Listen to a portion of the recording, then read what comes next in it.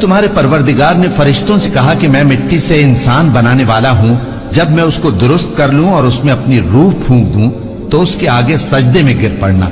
सो तमाम फरिश्तों ने सजदा किया मगर इब्लीस के वो अकड़ बैठा और काफिरों में हो गया। अल्लाह ने फरमाया कि ऐ इब्लीस, जिस शख्स को मैंने अपने हाथों से बनाया उसके आगे सजदा करने से तुझे किस चीज ने मना किया? क्या तू गुरूर में आ गया या ऊंचे दर्जे वालों में था? बोला कि मैं इससे बेहतर हूं कि तूने मुझको आग से पैदा किया और इसे मिट्टी से बनाया। फरमाया बस यहां से निकल जा, तू मरदूद है और तुझ पर क़यामत के दिन तक मेरी लानत पड़ती रहेगी। कहने लगा कि मेरे परवरदिगार, अच्छा तो मुझे उस रोज तक के लोग उठाए जाएं, मोहलत दे। फरमाया कि तुझको मोहलत दी जाती है उस रोज तक जिसका वक्त मुकर्रर है। कहने लगा कि मुझे तेरी इज्जत की कसम